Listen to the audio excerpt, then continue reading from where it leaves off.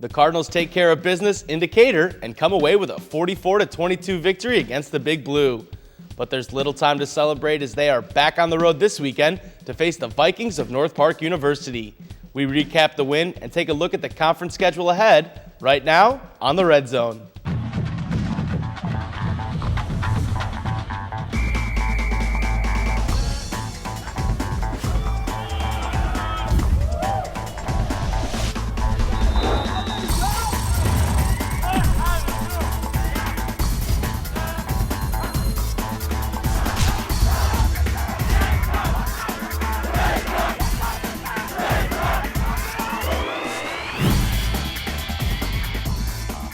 Welcome to the Red Zone. I'm Mark Dahlquist. With me to start things off is head coach for the Cardinals, John Thorne. Coach, thanks so much for coming in.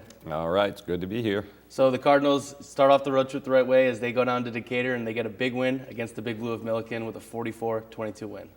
That was a tough win. They played hard. The contact level was very high. The field was a little bit muddy, and we're not used to playing on grass, much less grass that's mud. So I was real happy with the way the guys played, and it's always hard to win conference games on the road. Yeah, and you guys couldn't have started off a better way as Patrick Mitchell takes the opening kickoff and almost takes it to the house, but just barely misses the touchdown. But that set up Jordan Tassio from 4 yards out. It did. You know, Patrick hit the seam beautifully. The guys really blocked well, and he was off to the races. I had already chalked up the 6 points. And no way anybody's going to catch him, but he kept peeking back a little bit, and it slowed him down, and eventually somebody did catch him. Well, the Cardinals got off to a great start and continued them all, the Big Blue, to the very end. Let's go to the highlight. Jordan Tassio and the Cardinals invading Decatur, Illinois to open a 3-game road trip against Sean Dunning and the Big Blue of Milliken University. 14-7 Cardinals to start the second quarter, and it's Dunning busting one up the middle for an 18-yard gain. He continues to punish the Cardinal D again up the gut for a 14-yard gain. Milliken settles for a 36-yard field goal to make it 14-10. Cardinals respond through the air on the next drive as Spencer Stanek steps up in the pocket and finds Chad O'Kane, who plows his way to the 40 for a 14-yard gain. Stanek caps off the drive through the air to Peter Sorensen, who hauls in the 11-yard touchdown reception, and the Cardinals are up 21-10. Same score later in the quarter, and it's Nick Kukoch's turn to slash through the D for a 16 yards off the shovel pass. Then it's back to the aerial attack as Stanek finds O'Kane across the middle for the 17-yard grab. Nick Kukoc would take care of the rest as he finds the edge, stiff arms, and goes horizontal for the pylon. The 15-yard scamper makes it 28-10 Cardinals at the half. Same score in the third quarter where Stanek wants to go big on the Cardinals' first drive as Heliano Fuentes hauls in the 37-yard strike. Roughing the passer penalty would set up Jordan Tassio's third rushing touchdown on the day, and North Central rolling 35-10. Starting defense would make sure the Cardinals leave victorious as Alex Tripp fires off the edge on 4th down to sack Matt Holmes. Then with the Big Blue threatening again, Holmes looking to go long, but Connor Douglas says, "I don't think so," and the Cardinals come away with a 42-22 win. So Coach, Jordan Tassio and Nick Kukoc combined for 5 rushing touchdowns. What was really working for the Cardinals in the run game? Well, the offensive line is really starting to come around more and more every single week. You know, I think this is we've given up almost no quarterback sacks at all for the last few games, and they've opened some very nice holes for the run game. But a couple of the ones that Nick had that actually turned into touchdowns were actually a trap play that he ended up bouncing because they, had filled the trap hole. And then he made his favorite dive from the 4-yard line. And it's like a weekly thing now for him, knocking that pylon over. I mean, the way he has that body control is it's unheard of. Oh, they're beautiful, yeah. And Jordan he's just done marvelous at the goal line for us every year, but especially this year. I mean, the last several weeks we've been 100% in the red zone, and almost every single time, and they're a touchdown. We kicked very, very few field goals, and really the only time we've been stopped have been that very first game in the wet. We had 2 fumbles in the red zone. And you guys go 6 for 6 in the red zone this week, as you said, all touchdowns. But it's nice to know you got Nick Dace in there in case you guys do get stalled, because usually he's automatic from inside 20 yards. Except at Milliken. Yeah, he kicked a couple of longer ones. He was 0 for 2 this year, and he was 0 for 2 the year before. We played Milliken down there the last 2 years in a row, so it's really windy down there, and you're on grass, and it's just not worked out very well. His second one, the long 50-yarder, was very close, but so we need to get him back on turf and let him start kicking some good ones again. But you like sending him out there, even if it's a 30, 40, maybe even 50-yarder, because you never know when it could come down to that, especially in playoff games, and he needs to get that experience. Am I right? Oh, yes, and he's had a bunch of it now. We've kicked several long ones, and he's made all of them until this last weekend. So right. He's pretty reliable. He's having a great year. I think he's perfect on PATs right now, which is what we've always stressed with him, and it's making a lot of sense for him. We talked about the Cardinals running game, but the Big Blue were able to, get a few yards themselves, especially Sean Dunning, their sophomore running back, showing a lot of promise, and he averaged over 5 yards a carry, and he was a really big bruising back. He ran downhill hard, and he broke several tackles. He doesn't even try to make you miss. Right. He's more than happy to run right over the top of you. So he dishes out a lot of punishment. And we've got to work on our tackling a lot more in the next few weeks, especially this week with North Park, who's going to run the ball a ton. Yeah, North Park seems to be a really run-heavy team, so maybe, the Milliken game sort of prepared you guys for that. Yeah, I think so. I think it's going to end up helping us. All right, well, don't go anywhere because we continue to break down the Cardinals with Coach Thorne right after this.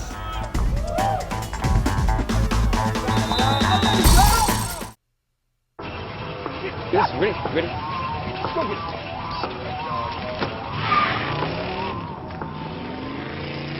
Oh, come on, Randy.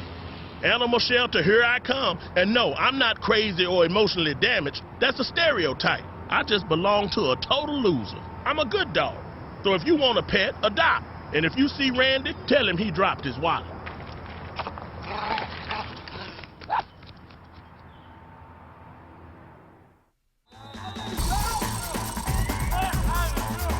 Welcome back to the Red Zone. With us still is head coach for the Cardinals, John Thorne.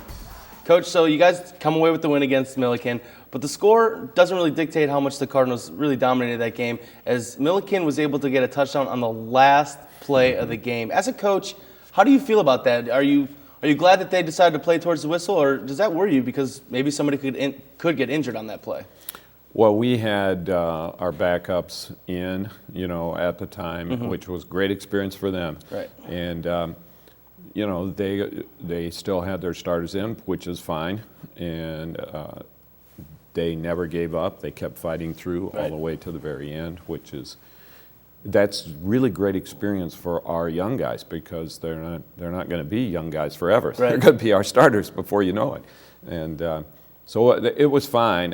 We were disappointed that we gave up that score. I think we could have defended it. We missed it.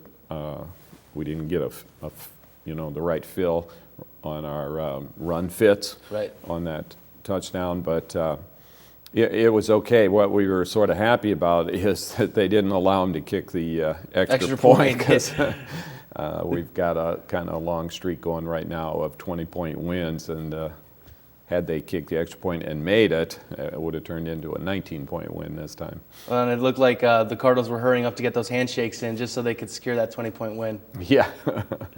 And on the offensive side of the ball, Spencer Stanek did a great job of sort of moving the ball around again as he's really shown some promise after that rough first game. Oh, yes. He's getting better every week, and he's getting more relaxed and more comfortable, but we've got to do a better job taking the snaps. We're still having good snaps are still falling to the ground sometimes. So we're working hard on that. If we can get that straightened out, the whole offense is going to look a lot smoother. Defensively, guys made some really, really great plays, but we really missed some of our run fits, and to have a back get almost 100 yards rushing, we don't want the whole team to get 100 yards rushing, much less one person. So we were a little disappointed in that, and the guys know they're going to have to work a little bit harder on securing their part of the 111 when it comes to stopping the run. They did pass for some yards, but we really defended a lot of great plays too that they had, and Connor had a great pick, so that was good. Well, hopefully they'll continue to rise to the challenge against North Park.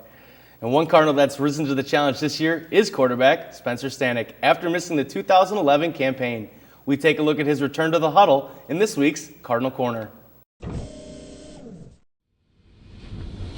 When the Cardinals opened the 2012 football season at home against the University of Wisconsin-La Crosse, they didn't have a quarterback on their roster who took a snap the previous season due to unforeseen circumstances. Then enter Spencer Stanek. He started 8 games for the Cardinals in 2010 and posted the 3rd highest completion percentage in program history. But after being ruled ineligible in 2011, Stanek had to decide if returning to the team this year was the right thing for him. I had my mindset that I was going to come back. I don't think it ever crossed my mind that I wasn't going to play. So yeah, I always had that mindset, I'm going to come back. Once he knew he would get back on the gridiron, he rejoined the Cardinals at spring ball and training camp. And it didn't take long to get back in the groove. He was lights out. We talked as a staff about it. I don't know that we've had a quarterback in all the time we've been here that had a better camp than what Spencer had. He was really, really good. He's come back a lot more mature. He makes his reads really well, and overall, very proud of what he's accomplished thus far. He's worked hard all in the off season and then now into the season during camp, and he's doing really well right now and hitting his stride, and we're really happy for him. But finding that stride hit a snag in the Cardinals' opening game.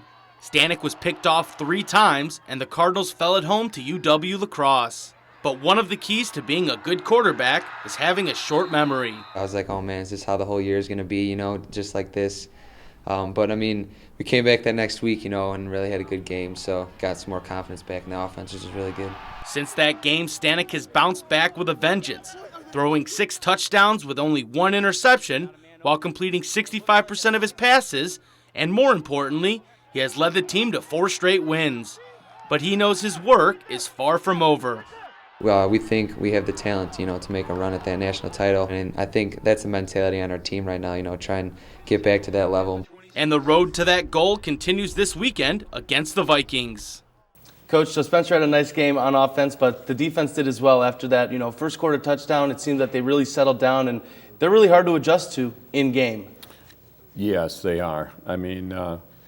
Our coaches, our defensive coaches, just really do a marvelous job of seeing, all right, they're trying to block us this way. We thought they were going to block us that way, and they're trying to use this formation more than the formations that we thought they were going to use, and they make some great adjustments during the game. Our starting defense really gave up 10 points, for the whole game, and they scored 2 in the fourth quarter, pretty late, both of them in the fourth quarter against our younger guys, which they've got to get better at stopping that themselves, but I think the starters would have really held them to 10 points. Well, Coach, it was fun to watch at Saturday, and hopefully you guys can come away with the win against North Park this weekend. Thank you. Keep it right here, because after the break, we'll sit down with 2 Cardinals that helped take down the Big Blue. Don't go away.